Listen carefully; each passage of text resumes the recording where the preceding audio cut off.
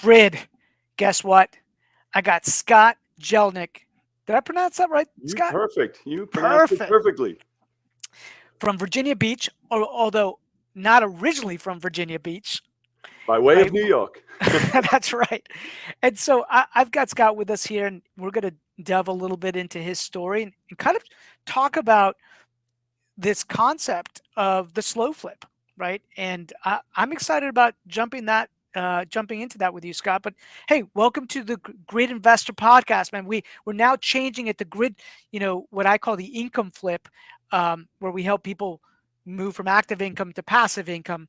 But I'm super pumped to have you on, Scott. I'm thrilled to be here, and I love the income flip. I loved what you said about it. Is because at first, when I saw income flip, I wasn't sure what the flip part meant, and I love that you said it's flipping from active income to passive income. I love it. Yeah. It's just how my brain thinks about it on the journey that I've been on over the last 20 years, right? It's like, what was that journey? What is that journey? I was like, well, the journey has been to take that active income and move it towards more of a passive recurring kind of income. And so, Same journey I'm on. That's awesome. well, and let's start off with some basics, right? When did you get into the business? So I got into the business almost by accident. I don't know if you remember, but this was 1994. I bought my very first house, and I bought it to live in. And the reason I say I don't know if you remember is way back then they had a thing called non-qualifying assumptions. I don't know if you remember that, and they did away with them in '87 for FHA and '89 for VA. But anybody can take over a mortgage, and it's like sub two, but with the bank's blessing, right? And so this house I was renting a townhouse at the time, and I used to mow lawns. And this house came for sale. My brother got me the flyer, and it said $5,000 down, non-qualifying. And it was $675 a month. I was paying $675 a month at the time, and I had $5,000. So I just no interest in real estate, but thought better to own than to rent, right? So I met with the agent, and I ended up purchasing that property, and I moved into it. And again, no interest in real estate. Well, about 3 weeks after I bought it, I'm mowing lawns in the neighborhood, townhouse lawns now. A sign comes up for sale on the block. They're all townhouses. They're identical. And this one said $2,000 down, takeover payments. And I got pissed because I didn't do any research. And I know this doesn't make any sense now, but at the time, all I knew was I paid $5,000 down and this one was $2,000 down, and I felt like someone ripped me off. And so I went and looked at the other one, and I just decided, let me buy this one also, so that it kind of cost averaged me out to $3,500, better than $5,000, right? And again, I really hadn't thought about real estate, but now I was forced to. Every single month I rented it out, and every month the tenant would pay me and I would pay the mortgage. And every month it was drilling into me that I borrowed this money and they're paying it off. I borrowed it, they're paying it off. And it became an obsession of mine way back then. And this is a long time ago, where all our deals were in the Saturday newspaper. And every Saturday I'd be scrolling, looking for non-qualifying assumptions. Some of them as cheap as $500 down. The most I'd usually spend was about $5,000 down. And I would just buy them and rent them out. And that was the whole plan: buy them and wait out time, right? I love that. Carlton Sheets. Did you ever read? That's my first course. I still got it. my first course too. Man. I have no way to play it anymore because we don't have VHS or cassette players anymore. But yeah, I still have it. Yeah, Carlton Sheets was my first course. I remember late night infomercial, and I didn't pick that up, I think, until like 1999. That's around when I graduated college, is 98, 99, and I was like, okay. It was 97 I graduated, I think. So then I think it was a late night infomercial, Carlton Sheets, 1997, right? My very first time I ever saw Kiyosaki was a late night infomercial, and I bought. He used to have a course on late night infomercial, which I still have, and it was called Choose to Be Rich. And I didn't even know about the book at the time. Now the book existed, Rich Dad Poor Dad, but I didn't even know about it. And I bought this course and I loved it. And then I remember one day I was in Target and I was like, wait, that's the same guy. And I bought the book. So I already had his course long before I ever even knew that book was out there. Interesting. Yeah, he's put a lot of stuff out. It's very cool. So you buy these two properties. It's getting drilled into your head, right? That somebody else is paying off this debt. Like, walk me through the evolution of your thinking. So now I start buying as many as I can, right? Again, which wasn't a lot. I'm still mowing lawns, so I'm saving what I can. And I got to 20 properties by 2001. Now in 2001, that was the first time in my career anyway where we started seeing appreciation, because up until then I was taking over these properties for the same price these people bought them for in 88, 87, 89, and I was taking them over non-qualifying, just paying out their equity. There was no appreciation. And then 2001 came, and all of a sudden my little $65,000 townhouse was 90 grand, and I'm like, no way, 110 grand, 100, and I was like, it was crazy. So I started going to all these seminars. Now the seminar business is booming, and every week they're in town. And so I started going to the seminars, and everything that I had planned on, which was wait out time and pay these things off, was told to me that I was an idiot. No, refi, pull out the equity, buy more, pull out the equity and buy more, pull out the equity and buy more. And so I did that. And I got to 84 properties until 2007. And when 2007 came, and I know everybody says it was 2008, and I'm like, I assure you it was 2007. You can look at my QuickBooks. It was 2007. And it's slowly, I mean, not slowly, overnight, I had 30, 40 properties stop paying. And it wasn't that because they were bad people. I don't know if you remember, but it wasn't just real estate. The whole economy went to crap instantly. And so even my good people weren't paying. And I had a lot of money at the time, not what I considered a lot of money back then. I had almost $1 million in cash. And so I figured, well, I'll keep feeding the beast and weather the storm, and it can't last that long, right? It can't keep going. And I burned through every dollar that I had. Hindsight, I wish I stopped day one, but hindsight's easy. Sure. And then when I ran out of money, you can guess what happened next. I lost about 55 of my houses to foreclosure. And that's rough. I mean, it's rough on anybody, but it's rough when I'm driving an Escalade that's wrapped in stop foreclosure, right? And so it was a really rough time. Now, most of the people that I knew at the time that were real estate investors, mostly everybody got crushed, but mostly everybody else went back to their previous lives. They went back to their job they had before they quit to be an investor. They went back to what they were doing prior. And I thought about it, except I already had this big lifestyle. I'm like, well, I can't go back to mowing lawns for $100 a day. That's not going to cut it. And so I didn't really have the ability to. So I started trying to keep looking around at what was different. Some people were flourishing. Some people were crushing it and flourishing.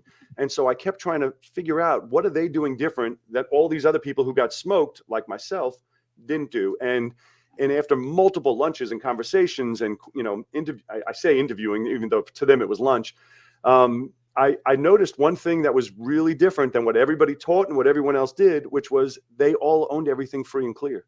And I was the opposite. I was Burr wasn't a thing back then. They didn't say the words Burr back then, but I was big into refi and redo it, financing my cars, finance everything. And they owned everything free and clear. Their house that they lived in, their cars, all their rentals, everything was free and clear.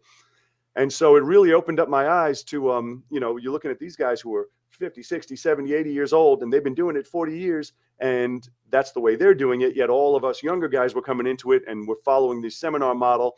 And, and we saw it was a house of cards. And so I revamped at that time, which is kind of how I got into the slow flip model. I started seeing houses, personal houses that I personally owned, right, that I lost. I'll give you real numbers on a house, Rob, and you're going to, everybody's like, oh, it went down 20%, 30%. I'm like, no, it didn't. So I'm going to tell you real numbers on a house, a specific house. I paid $120,000 for it. I got an 80% mortgage.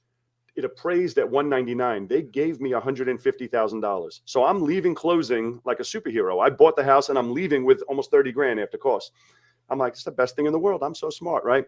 That same house, it appraised at $199,000, was one of the ones that got foreclosed on. I bought that house back from the bank. It was listed on MLS. I still own it today. I bought it back for 30 grand. Oh my God. This was not an anomaly. They were everywhere. They were getting smoked and the banks were like, give me what we can give me. The challenge was I was dead to banks because I haven't used a bank now since 2007. I was dead to banks because my credit obviously was shot. The deals were the best they've ever been, but how do you buy them? So, and I realized at this time also, I wanted to be free and clear, but how can you be free and clear without having cash to buy houses? So I came up with this plan of, I'm going to borrow private money, and it can't be hard money because I had to do private so they can do my terms where it's amortized. So I don't have to refi or have a balloon payment. So I'm going to borrow private money, but what's the shortest amount of time I can borrow it for and pay it off and not be upside down monthly? And that came out to be 5 years.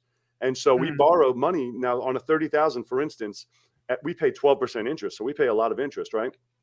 On a $30,000 mortgage for 5 years, the payment is $667.33. But what I do is I immediately sell that house now. I sell it immediately. Back then it was $89,000. Those same houses now are $220,000. So I would sell it for $89,000, and their payment to me was $875 a month, but it's for 30 years. So I'm borrowing it. So I'm not making any money for the first 5 years. So I'm borrowing it on a 5-year mortgage, and then I'm selling it on a 30-year mortgage. And we started killing it. I mean, just all day long, buy them as fast as we can. We'll sell them as fast as we can, because we weren't renovating them. We weren't doing anything. We're selling them immediately. And why would someone buy from us then? Why would someone buy if the houses are available for 30? Why would someone pay you 89? Well, because the one for 30, you had to pay cash. The one for 89 was $3,000 down and $875 a month. And so that was the reason why I always say we sell the financing, the house comes with it. And that was the value proposition, was you can buy this one. It's financed for you. And that's the long answer to a short question of the backstory of how I got to do this. Well, let's take a step back and let me acknowledge a couple things, right? One, that must have been a really difficult time for you in 2007, like emotionally difficult, identity-wise difficult. How did you get through that? It was challenging, and there's more to being difficult than even just that. I don't know, how long have you been investing, Rob? Since 1999. No, that's right. You told me that already, since the 90s, and full time since 2004. But if you remember, at the time, during the turmoil of the bust, there was investors. It was in the paper every day. People going to prison, right? And I'm like, and I would read the article, and I'm like, I still don't understand what he did. Like, I would literally read the article, and so that was an added looming thing on my head. I'm like, we didn't do anything wrong, but I'm reading the article, and I'm like, this guy didn't do anything wrong either, not that I can see. And so I'm like, we're losing all the houses. I have zero income coming in. I see people that I knew that were real estate investors literally went to prison. One guy went for 5 years. I'm like, and I couldn't find the crime. Like, I read through everything, and I'm like, I don't see what he did. And they were trying to make examples of people to justify the housing bust, so it wasn't their fault, right? And so we had all kinds of, and I had a son born. My son was born in 2009. And so we had all kinds of stuff going on simultaneously. And it was tough. I can remember, I tell a story sometimes to people. I can remember I used to drive around, look at houses every day, right? And I can remember when it wasn't that I was broke. I still had some assets. I still had stuff going, but I didn't have any cash. And I remember saying to the guy who was riding with me that back then the gas cost me about $100 per fill up, because gas was more expensive, and I had a truck. And I called it my $100 bell. And I remember telling him when we left that day to go look at houses, I said, when the light comes on, we're grounded, because that was it. I had no more money. My cards were maxed. I had no more money. And I remember we got back to the office that day, and right as we're pulling in, ding, and the light came on, and I was like, that's it. It was tough. I mean, for people that solely relied on real estate as our income, there was no side things, no job, wasn't part-time. Other than the people that were free and clear, it was an extremely, extremely tough time. Yeah. Scott, was this in Virginia Beach? Yeah. Yeah. Interesting. Yeah. It's people had to learn how to pivot, right? And so a lot of people got out of the business, just like you said. And then those of us that asked the better question, right? How can we pivot to a place that is making money right now? It then became an opportunity for people, right? Yeah, opportunity of a lifetime. I wish I embraced. I have 178 properties now. I wish I embraced it fully. I'd have 1,700. I mean, I just was scared. We just didn't know. Of course, you just gotten burned. Of course, of course. No, man. It sounds like you embraced it. It's funny because in 2008, I partnered with somebody that had a lot of money, because I was recently self-employed because I just left in 2005 full time. And we started buying assets in 2008, 2009. And I look back, and, we have a handful, but I look back and like, we should have bought a freaking 100, right? Yeah. Now it sounds like you bought 100, right? But let me see if I understand this correctly. So you were essentially getting private funds at like 12%. And then you resold the asset for a higher dollar value, and you probably what was the interest rate that you were selling it on a 30 year? To come to 875. Now they varied. Some sold for 119, but the average is 89,000 with 3,000 down. 86,000 was financed. I think it came to 11.61%. So actually, it was a lower interest rate than I was paying, but they're paying on a higher dollar amount and for longer term. Got it. Got it. And so, was it like a contract for deed, or were they? Yes. Or, okay, got it. Yep. So you were doing a Agreement for deed. contract for deed, Yep. and when they fully paid it off, that's when it was officially done. Correct. And Okay. a lot of them these past 2 years did just that because some of these houses, I bought houses for 20, 30 grand, sold them for 89. Well, the value shot up and some of these guys renovated them and sold them at 2.25. And so they crushed it. So they do well. And guess what happens when they get this money? They're calling me and say, I need some more houses. And so Mhm. a primary part of our market is selling to investors. And so a lot of times people are like, well, Scott, you're stupid. You could have kept it and made the $200,000 on it. I'm like, yeah, then I would be a landlord. I would have been the one to renovate it. I would be the one to do these maintenance for the past 6, 7 years. Instead, all I did was shuffle some papers and I got 178 checks coming on the first of the month. That's it. I'm not running around doing that landlord stuff. I tell people I operate like a bank. Y- I'm not S- a maintenance guy. Scott, is that what you've coined the slow flip? Is that the Correct. slow flip? That's it. There's I two sides to the slow flip. There's the buy side and the sell side. So the okay. buy side is where we try to pay them off within 5 years. And the reason I segment them as buy and sell side, because we also will buy sub twos and then sell them on the 30-year financing. And, Hmm. if there's good spread, we'll still do it that way. And then the sell side is selling it with owner financing for 30 years. It's interesting. So I'll tell you a quick story, but it really kind of cements what you're talking about.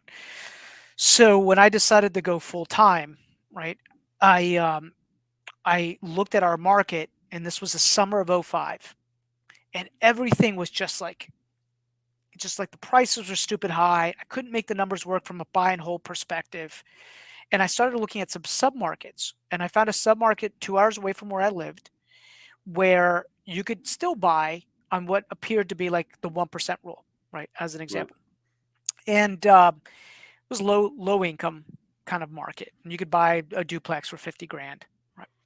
And I started sending letters out to this area, and I was getting lots of phone calls, and I started talking to lots of landlords, and I found that 99% of all the landlords Yeah. hated what they like being a landlord in that market. Now I should have listened. I didn't listen. I just thought, well, they're not sophisticated business owners and don't know how Right. to manage the properties properly, all that stuff. But there was one guy, right, that I met, and he loved like everything. He loved what he did. And essentially he did exactly what you're talking about Yep. doing, right? I was about to say those properties are the worst properties in the world for a landlord. They're the worst. And that's the reason the opportunity exists because rehabbers don't want them because there's not good ARVs out there, and landlords don't want them because they're the highest amount of work and smallest amount of money. But for owner financing, for slow flips, they're the best because They're the it's straight best. cash flow and somebody else puts their heart into it. It's not your heart, and that's what makes them the best. Yeah, it was interesting. So he explained the model. He said, "Listen, I go to the auction, I buy them for 30. I mean, literally, like the numbers are the same. I Wow. buy them for 30, $40,000, and then what he would do is he'd do a little bit of work to kind of like get them to a certain level, right? And then he would sell them for like $90,000, and he wouldn't finish the full reno. He wanted them to put Right. their hard-earned Right. money and sweat equity into the asset. And he had 300 of these every single month, Wow. Nice. right? Just paying him and he's like he'd been doing it 30 some odd years. In fact, he'd actually gotten an award from the city for being kind of like helping create home ownership for a lot of Right. people, right? And he was like, I'm not a landlord. I don't have to deal with like, in Maryland, you got to deal with like lead laws and all this other. He's like, they don't call me, right? Like I'm just, The bank. you know, doing just the bank. I'm doing contract for deed. And I remember I was like, oh, interesting. And I didn't listen. Does that make sense? Like, does Yeah. that I didn't listen. I was like, and I went and did what I thought was the traditional way. I'd buy some stuff. And then what happened was I had trouble one day trying to unload an asset, one that we had renovated. I'm like, let me just stick a sign in the yard and say like $1,000 down, $500 a month, right? Dude, my phone Yeah. blew up, right? And I ended up selling that property, right? And then like 4 or 5 years later, they kind of paid that thing off, and I made great money. And to this day, I should probably go back to that town. By the way, that town you buy a duplex there 50 years ago, 50,000 back then. 50,000. Today, it's still 50,000. Wow. It just never kind of That's the way they are. experienced. We buy in Midwest markets, and that's the way they are. They're the exact price they were 30 years ago, the exact price they were 10 years ago, the exact price they are today. But we get great cash flow, so I'm good with it. So Scott, so actually that brings up a question. So it sounds like you invest not only in your backyard, right, but you're Correct. kind of investing all over. Well, we try and stay in pockets, and what I mean, so I have a group that I train and I coach, and so I try and teach them we all invest in pockets so that we have infrastructure there. So you're not just randomly buying one house in some random town. So I buy primarily in Virginia. I love it out here, but they're harder and harder to find lately because of our price boom we had. So we also buy in Illinois, we buy in Missouri, and we buy in Indiana. And so we have a lot, like they'll, within the group. So I might buy 20 out there, but then within the group, they're also buying. And this way we have an attorney who does all of our stuff out there. We have somebody who goes and puts on the lock boxes and changes the locks and takes pictures. And so it makes it easier on everybody to be to be in certain pockets of the areas and not just random one house in a different state. That makes a lot of sense. I was just in St. Louis, and I was talking to one of my grid leaders in St. Louis, and he was telling me, St. Louis, he feels like they experienced the boom, and so now he's going out to literally the markets that you just kind of like mentioned, right? Yeah. And he said you could still buy there and it still makes sense, right? If But I told you the numbers, I'm sorry to cut you off, Rob. If I told you some of the numbers out there, we're buying houses out there, some houses for $17,000. And you would think for $17,000, what are you assuming? You get 4 sheets of plywood and a tarp, right? But they're decent houses that we don't touch, and we get $875 a month for. I'm like, when you do the calculations, I'm like, this doesn't make sense. Why is it available for these prices? It's not like we're marketing and finding a motivated seller. They're just available, and it's crazy. So what are the risks if somebody does this, Scott? Like, what are the things that people need to be aware of? So one of the big risks would be if you have no backup money. If you didn't fill it right away, then you're going to have to make if you use the 5-year plan that we do, it's $6,667 a month. If you borrowed 30 grand, so you're going to have a payment to make. If it, like in my market, we fill them in 2 to 4 hours. The Midwest markets, they take 2 to 4 weeks. So, so suppose you had an anomaly bad one and it took you 2 months. Well, now you got to be prepared to make that payment in the interim. Once you have somebody, it kind of goes away because everybody's like, yeah, but what if they don't pay? What if you have to do an eviction? And all that's true. However, once you have your first buyer, the way I teach my people anyway is we keep all that money. We don't take anything. Keep that money. They generally put 3 to 5 grand down. I said, just keep it in the account. And if you ever have a default, now you have that 3 to 5 grand to manage the payment while you did an eviction and put a new person in there. So it's really just in the beginning where if you have a loan now and the payment's due in 30 days, if you didn't fill it in time, you have to be prepared that, the private lenders are the key to the whole thing. So they must be paid perfectly every single time without fail. And that's the biggest risk. I've had scenarios, and I'll tell you that I thought was the end of the world, right? I've had scenarios with a guy, we sell a lot to investors. Well, I had this one guy who wanted to be an investor, I guess, and he was going to rehab it himself. Apparently he gutted the place. He defaulted. We got the place back. And when I opened the door, I was like, oh my God, it was studs. He gutted the place. And my heart sunk, and I was like, oh God, what am I going to do now? Still marketed it the same as always, but instead of handyman special, we've marketed it as contractor special, and it's still filled instantly. Same numbers. And I'm like, man, and I love it because now I go by and it's a brand new house. Like somebody else put their heart and soul into it. It's a brand new house. Now they're probably clearing $400 or $500 a month because they make it into a rental for themselves. And we're happy with what we're getting. We still got what we originally set out to get. It's got equity. If he ever wants to sell it or refi, it's his house. We're just the bank. We just collect the payments. And that was like a worst case scenario. And it still turned out to be wildly profitable. So interesting. Yeah. So another piece that I just kind of picked up and learned here was it sounds like maybe the majority of your end users are other investors. Yeah, so I'm going to refer to this guy as 2005 Scott, just so you know who I'm talking about. So 2005 Scott, which was me back in 2005, would buy more or less anything I could that I can get financed on. Basically, when I was doing non-qualifying assumptions, I was doing owner financing. If somebody would finance me and I can make a spread monthly, $200-$300 a month, I was all over it. Well, all of the seminars, training programs, and everything that's out there in the world today teaches the same stuff that they taught back then, even though we know what could happen, right? It Mm-hmm. may never happen again, but we know what could happen. Well, they all teach the same thing. And so these guys come out of these programs and they're looking for me. They're looking for somebody that's saying 5,000 down, owner will finance, no credit check. And so we sell to a lot of these guys. Then they fix them up and make them nice. And then they rent them out. A lot do Section 8, a lot do government programs with like people getting out of jail or rooming house. And they make good money. Some make $300, $400, $500 a month. So they're happy. I have my number one guy has 13 houses with me. So they're Mm-hmm. happy. They make a lot of money with it. I'm happy. I'm just the bank. They come in and drop off their checks, or they do it through our portal, and they're the ones doing the work. They're the ones dealing with the tenant. They're the ones, if somebody defaulted that goes to court, they're the ones who do all that. We are trying to just be a bank, Yeah, and I that's what I like. I love that. Be the bank, right? We always talk about when we're training people, we kind of start them off with the concept of being the wholesaler because they need to understand kind of like what that world looks like, and the end result at the end of the year is like be the bank, right? Figure Yeah, out a way to be the bank, right? Whether you're the private lender or if you're creating a bank arbitrage, a spread, which is what banks do anyways with our right. money, right? Like they borrow it from us and then they lend it back to us, right? And create that spread. So I just did my biggest, I wholesale also, and I just did about 2.5 months ago my biggest wholesale deal ever. And we made a $250,000 assignment fee on it. And it was through it's in a non taxable account. But I was in a rush when we closed on it to get that money out into slow flips. And the reason is we average our bad deals on slow flips make a 20% return. Our average deals make 27 to 30% return. So the way I'm looking at it is I take that 250 and throw it out there into slow flips. Instead of me having 250 to go spend right now, I have $50,000 a year forever. Mm-hmm. And I'm like, I'll take Mm-hmm. that all day long over 250 right now. And it's already all out there. And that was kind of, as soon as I closed, I was like, all right, let's go shopping. And Scott, not shopping for Lamborghinis. I'm shopping for more houses.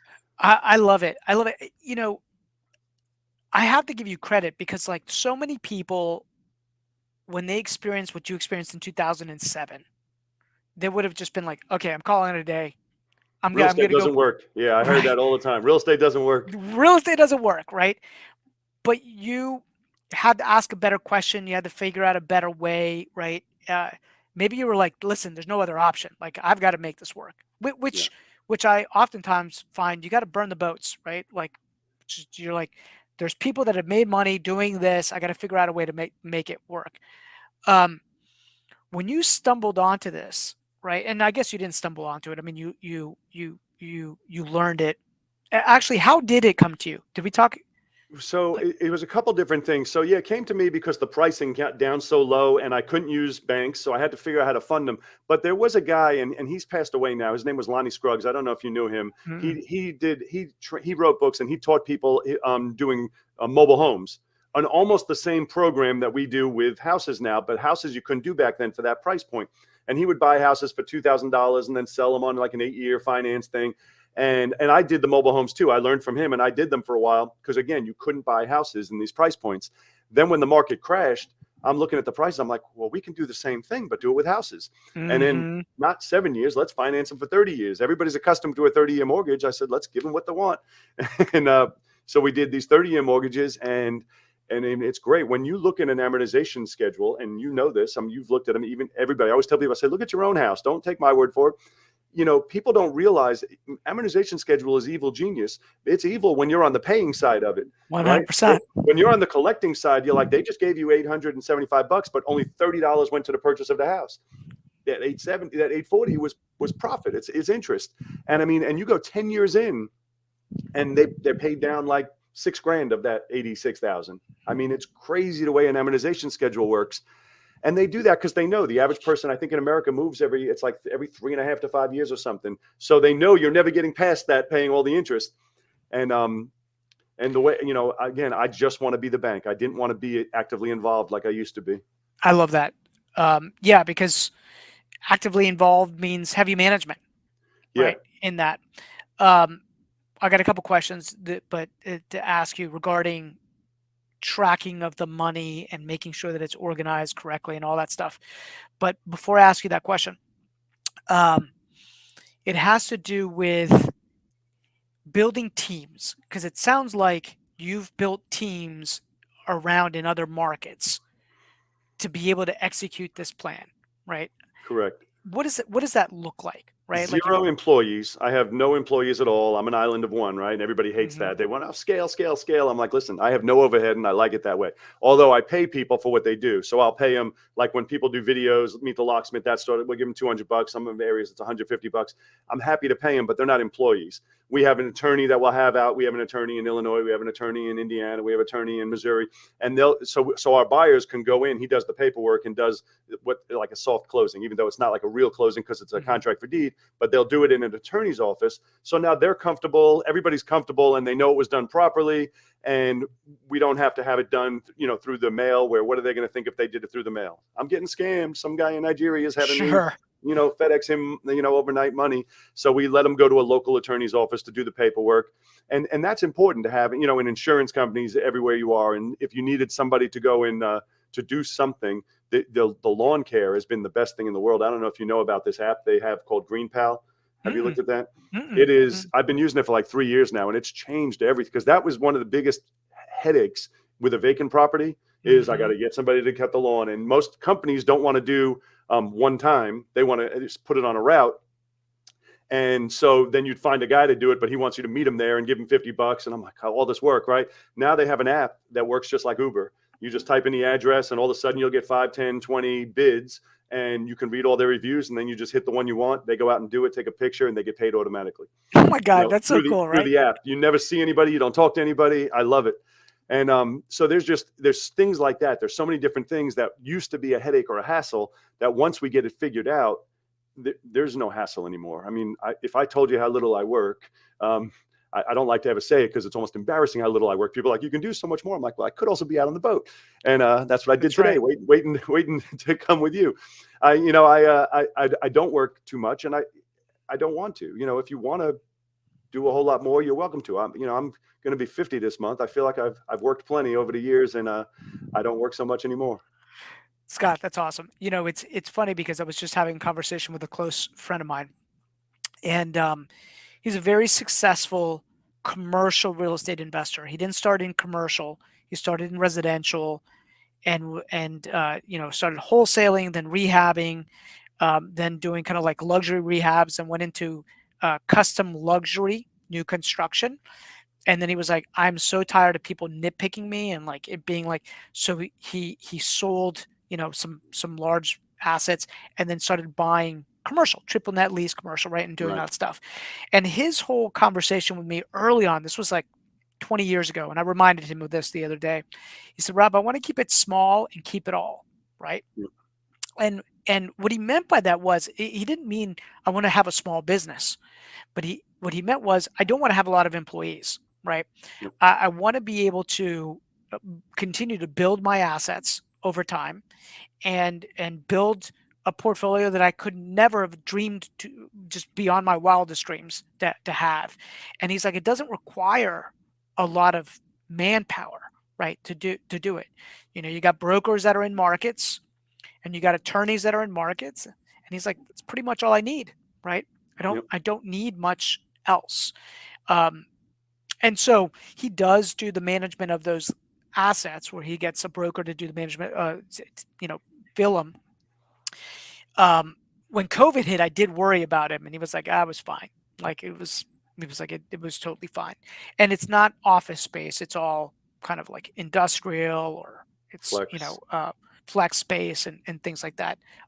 Apartments, some apartment buildings, but there's kind of like that building a life, right? Like real estate investor, as a real estate investor, you could scale your hard money business, or you could scale your agent business like I have, or you could scale, and it requires a lot of marketing, a lot of employees, right? Take a lot of risk when Yep. when you do something like that. But there comes a point where you got to say, I'm building this thing to create a lifestyle, the lifestyle that I want to create, Right. right? um, which I'd love to get your philosophy kind of around that, right? Yeah. Um, when did you start thinking this way? So 2013, I was already doing slow flips, and I had a wholesale business going at the time. That was fairly big. I had employees back then. I had a bunch of buyers, sellers, coordinators. I had marketing people, And I did my first 30 days. It's 10 years ago this month. Literally, I just got home 2 days ago, 10 years ago this month. And I was thinking about it because of my 10-year anniversary from when I was away. I had 30 days. We had this big, beautiful beach house in Panama, and I had a lot of time to think, right? Well, one of the things I realized while I was gone is my employees didn't work for me. I worked for them. I was doing Mhm. deals I would not have done just because I didn't want them to not make their commission. I didn't want them to be disappointed. I was doing deals I wouldn't have done because I got to keep the contractors working, or else they're going to go find for someone else to work for. So I was doing marginal deals, and I had to do 5 deals a month just to break even. And then Mhm. so then if I did 3 deals one month, well, next month I got to do 7 just to break even, to make up the loss. And it was felt like I was always chasing. I was never making money. We were doing more deals than ever, but it was hard to be profitable because I had so much overhead. So I had this realization while I was away in Panama, and the day I got home, I ended it. And I've been a one-man band ever since. I ended it all. Like, I was clear. I had, again, 30 days is a lot of time to think. I was clear that I liked it better when it was just me. And so ever since then, I'm back to, I always joke and I say, I just dabble. Everybody's like, well, how many deals do you do? I said, I do less deals than ever now, like wholesaling, but I make more money than ever because it's just me. My wife it's not just me. It's me and my wife. My wife answers the phone, sets the appointments. I go on the appointments, then I'll sell it, and I just send some texts. I sell it. And when I get a check for 25, 30 grand or 250 grand, it's mine. I don't have to I used to be, I just put it in the account and it just went, it had everywhere to go. Mhm. Now I get the Mhm. check and it's mine. And I like Mhm. it a lot better this way. I love that, man. Yeah, you're kind of I have a friend of mine that owns the largest home buying business in this area. And he's kind of echoed your sentiment right now. And we run a very large agent business, multiple businesses. And we were just going through the numbers for August. And I was like, okay, August looks pretty bad, right? Like August looks pretty bad right now. And we've got this overhead. We've got to, you know, we need to hit 15 just to break even. Yeah. And we're at 5.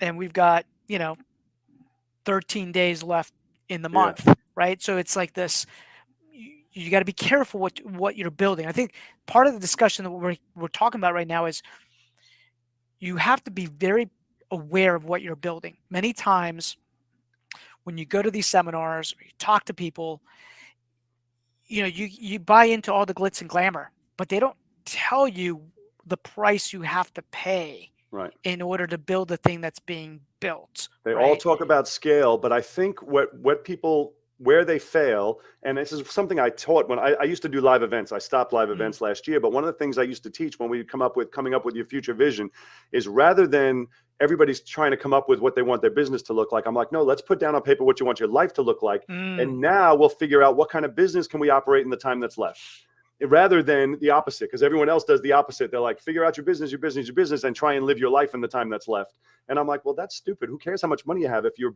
busy all the time and you never see your family and never get to do anything? Scott, I love that. Do you still own that property in Panama? No, we rented. We were renting there. We were Oh, there you for a were month. renting. We were just renting. I am closing. Actually, it's funny that you mentioned that. Not this week, next Wednesday. So today's only Tuesday. Next Wednesday, I'm buying my first out of country house, and it's in Bimini, Bahamas. Oh, And okay. I am very excited about it. And the reason is, again, I'm always planning. I'm always planning for the future, for the future, for the future. Well, my son now is 14. And so we're planning for when he goes to college, we're going to start doing our winters there. And so we bought this beautiful, I don't know if you've been to Bimini. We bought Mm-mm. this beautiful beach, right on the water, big, beautiful house. And we're going to go, holidays right now, and, till he's out of school. But once he leaves, we'll do the winters. But we are going to rent it in between. But it's something I've always wanted to do. But I figured I'd wait till he left for college. But I was like, well, let's do it now. We can still use it. And then when we're ready, then we're going to start doing a couple, 3 months a year. Did you do the mental exercise? Because I went through this. My little girl is 21, and so we're now like, which is weird. We only have one, and so I only it's have like, one as well. okay, I'm like, we're kind of like empty nesters now, right? Which is bizarre. And I'm like, I don't want to spend any more cold winters here. All right. And so Costa Rica is kind of like my place. But Yep. I went and ran the numbers, and I was like, I think I could only handle a month of Costa Rica, but I would spend the rest of the time in like Florida, right? Only because I don't think I'll buy there. I think I'll rent like you did in Panama for a month, Right. right? And then be somewhere in Florida to kind of just be in the game. Like I'm still excited, about doing all the stuff that we're doing. And in Costa Rica make it harder to be in the game. Like I would be too relaxed, too much pura vida, right? Yeah. I love Did Costa Rica too. That's a good time. you Yeah. ever go through kind of the mental exercise of like maybe doing something like in Puerto Rico or Florida, So I have friends that versus recently did that. I have one that actually moved to Puerto Rico. One good Mhm. friend of mine, he moved to Puerto Rico. I have another one who's in Florida right now who just bought a place. And we have, my wife and I have thought about where would we be happiest. We're Bahamas people. We always love the Mm, Bahamas. We go there all the time, and but we also, I like there to be some action. There's a lot of islands in the Bahamas, right? And there's really only three that have any action, and that's, and by action I mean they have like concerts and a casino and and some kind of nightlife. And Nassau is too big of a city to me. I love going to Atlantis, but it's a big city. I mean, there's KFC and McDonald's and sure, construction and it's big. traffic. And then the other one's Freeport and Grand Bahama Island, and that one's got really run down over the last several years, and it's not a Mm, place I think I would want to be. But Bimini is a small island. There's still a good local population, so it's not like you're in a tourist island. There is 1,800 local Bahamians that live there, and so it still is local. But there's also a casino. They have a big beach club there. They have concerts and DJs all the time, that's fun. and so I think it's the right island for us. I think we're going to enjoy it a lot. That's fantastic. Well, that comes from hard work and it comes from having a vision. So let's talk a little bit because I think this is a really important thing. People just start building things without really understanding what they're building. And I love the fact that you said, let's build your life. What do you want your ideal life to look like? And then let's build a business that kind of like that serves the way you want to live your life. Right. What's been your big epiphany when you walked people through that process? And Well, how do you walk people through that process? so first, let me take you back to myself. I screwed up, and this is why I think it's so important for other people. I had 20 properties before we had any appreciation, right? And these properties, I owed very little on them, and they appreciated three times what I owed on them, or three times what I bought them for. They were all in the end of a 30-year mortgage, that down to like the last 12 years before I did what I was taught to do, which was refi and parlay it to more. The reason I always talk about that is because if I had this done in advance and I had a future vision and I knew what I was trying to accomplish, I didn't have to participate in the boom. I could have just kept those 20, and it would have been $25,000 a month in just a couple of years. And that would have been plenty to live whatever future vision I had at the time. But Hmm. instead, because I had no idea, I just wanted more. And that's what I always get out of people. I'm like, what are you trying to accomplish? And the answer is more. I'm like, well, we'll never get there. Hmm. If it's always more, then you can just keep working. You're never going to actually have it. Well, I could have just stopped and managed what I had, but I was just going for more, right? For no particular reason, and ended up parlaying it and subsequently losing it in the chase for more. And so that's why I try and tell people that story, and to be like, listen, you need to know what it is that you want. And so the way I take them through the exercise, people that are in my program, is I have them basically put it on paper, your ideal life, right? What does it look like? Where do you live? What kind of car do you drive? How many vacations do you take? What are you spending money on? And then we break it up into a monthly payment. And so what do you need? 10 grand a month, 30 grand a month, whatever that monthly amount is. And then we equate it to slow flips. Now, how many slow flips do I need to live that future vision? Because we can get most people there in 5 to 7 years. And the Hmm. reason I say 7 is because it's 5 years, but it takes time to acquire them. So that's why I say 7. From the time you acquired your last one, now you need 5 years to pay them off. And that's 5 to 7 years is not a big undertaking to be free. The challenge people have is when they go to somebody else's program, someone else's course, someone's seminar, someone's book, they're talking about making $1 billion by next Wednesday, right? And that sounds way sexier. No, forget this guy. 5 years, I want my money tomorrow, right? This other guy says I'll be rich by Wednesday. But typically when you talk to older people, they've been through all that already, and they're like, no, no, no, I'm chasing freedom now. I'm not chasing a Lamborghini and a yacht. I'm chasing freedom. Yeah, And it's interesting because uh, I wrote something to my team the other day, and I essentially said, you should be chasing freedom, or you should be striving for freedom, like like as if you needed oxygen, right? It's like that's the only focus. In the income flip, it's like, what is that number? What is that freedom number that you have to hit? 10 grand, 20 grand, 30, whatever it is right now, and then you should just be building assets, buying assets to pay for that first level number, right, right? That you can that hurdle. And what I love about what you're what your program talks about is that people can actually get there in 5 years, right? It took me 15 years because I kind of did the traditional buy something, pay, and we put by the way, we put all of ours on like 15-year notes, and it took about 15, 16 years to do it, right? I didn't have a strategy like you have, Scott, where I could, At you least you know, did 15 years. That's still better than the alternative that most people do. yeah, and so now and by the way, you're young, 50 is young. Or like I'm gonna, at least that's what I'm telling myself. I'm gonna be 50 in November, right? 50 is young. That's like you've created this at 50, right? Which gives you a lot of life Right. to kind of move forward. Like, what do you want to do moving forward, right? Do you just want to continue doing what you're doing moving forward? Do you have a different vision that you want to create for your life? Like, I'm curious about that. So I do enjoy working with people and taking them through the program, because now not everybody, and as you know, if you've done any kind of training, not everybody's going to embrace what you teach and what you do. But for the ones that do, it is amazing how you being the trainer or a teacher can turn someone's complete future around. And Hmm. my number one person is actually one of my youngest in my group. He's 29 and he's got 87 already, 87 of them. And he's 29. He's only been with me 4 years. His first one comes paid off this December. And then it's like every month, every 2 months, there's another one, another one. And it's amazing to me. Like every time we talk, it's almost like it's amazing how much, just because we met, how much his future is different. And I have dozens of people like that. And that I really love. Now, there's also people that, will say, oh, I'm gonna, and never do anything. And that's the part we don't like. I mean, and I'm sure if Sure. you do any kind of training, that's the hardest part of a training program is you can only help the people that actually do what you teach them to. But I do enjoy doing that. I can see probably doing that indefinitely, Hmm. because it's something that I enjoy. I And you can do it from anywhere in the world. Right. And I probably will stop my wholesaling business when I start leaving. Right now, I have another 4 years. I'm not going anywhere because my son's he's starting high Hmm. school in next month. So I'm probably I might as well I love wholesaling. I'm good at it and we make a lot of money doing it.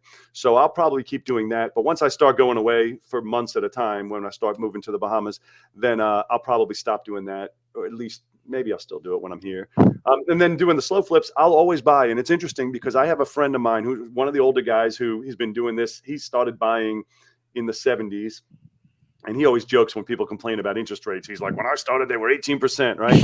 But when I built back up from everything I lost and I got to about 75, 78 properties, I don't remember what the number was. I remember he was in the car with me and we were on our way to a ball game. And I said, I think I'm done. I said, I think I'm out. And he's like, well, what do you mean? And I said, I got more than I can spend, right? I got more money coming in every month than I'm spending. So like, why bother, right? And he's a man of few words, but I remember he says, keep buying. And I'm like, but why? He's like, Scott, you don't use any of your own money. It doesn't take any of your time. The opportunity is not going to be around forever. Why would you stop? And I'm so glad I had that little conversation because now I got 178 of them, and Hmm. I have Hmm. 90 of them. 89 of them are free and clear already, and within 5 years they're all free and clear. And so it's little things like that. One little conversation, such a different magnitude of what I would have had now compared to what I do have. And so everybody's like, well, when am I going to stop? And then I'm like, well, I don't know that I will. Yeah, yeah, and not only that, it's like there's no stopping. I think in the game, like the game is fun to play, and the game is fun to figure out. At least this is how I feel about it, right? This is something that we could do when we're 80, 90. I mean, hell, look at Warren Buffett and Charlie Munger. Like, Right, they could have stopped forever. Like, Charlie Munger's like 98 years old. Warren Buffett's 95 years old, right? It's like they love the game and the game is worth playing. And so they continue playing the game, right? As right. long as you enjoy playing the game, you could just stay involved. But I remember the question I was going to ask you from earlier. How many, like, what's the payoff rate of these, right? Like, because people will sell after 4 years or 5 years. Like, what is that? What's the So churn? it happens, and we have a lot of them that did it over these last few years because the market went up so Sure, much. it's crazy. And I love when they do it because it proves the model is a win-win-win, which is what we want it to be. The lender wins, we win, and our buyer wins. Because sometimes an outside perspective person will be like, "Oh, you're taking advantage of them. You bought it for 30 and you're selling it for 89." I'm like, "Go talk to them. They're loving me more than anything in the world because this was their opportunity to own something, right?" And 100%. so a lot of them are still in them and they're just planning on the 30-year plan. And then some do pay off or refi or sell. but not a huge percentage. But I try not just to do it myself, but I try to push it into my people that if you buy a house for 30 and you sell it for 90 and the guy pays you off a year later, 2 years later, is I try and teach people, I said, that's not your money. It's your obligation now to take that money and buy 2 or 3 more. The money it makes, and this is the same way I feel about all money. I'm like, you could never spend your money. You can only spend the money that your money makes. If you spend your money, you're done and you're starting over again. But if you buy more with it, that money comes in every month. You can spend it all you want. You can go throw it up in the air. As long as you invested it first, and now you're spending the money, the income that comes from it. That you can spend all month long. You can throw it in the streets, do whatever you want with it. But you But can't never touch the spend, principal. you can't spend the actual money. Yeah. And as long as they keep doing it, that's why everybody's scaling and getting more and more. Somebody pays you off, and that turns into 2 or 3 more ones. And we just keep going. I love that. If somebody wanted to learn more about this, Scott, right? Like where do they go? Did you have a website for So this? yeah, so actually I started to tell you earlier and then I stopped. So I wrote a book called The Art of the Slow Flip. And I'm giving everybody, your listeners, and I know you said you got 30,000 people, so I don't know if I have that many. I got like 300 printed right now, but I'm giving a free copy to your listeners that want one if they go to slowflip.com. That's slowflip.com, and just pay the shipping and handling, which I think is $7.95. And I'm going to send them out a copy of The Art of the Slow Flip. And I literally didn't hold anything back in it. It goes from every piece of the puzzle from beginning to end on exactly how we do the entire process. Scott, well, I'm personally glad that I connected with you and had this conversation because I need to revisit some areas. And I think one of the areas is this, right? Being able to understand how to create this opportunity for myself, to learn how to create this opportunity for people within our grid network, I think is massively important, right?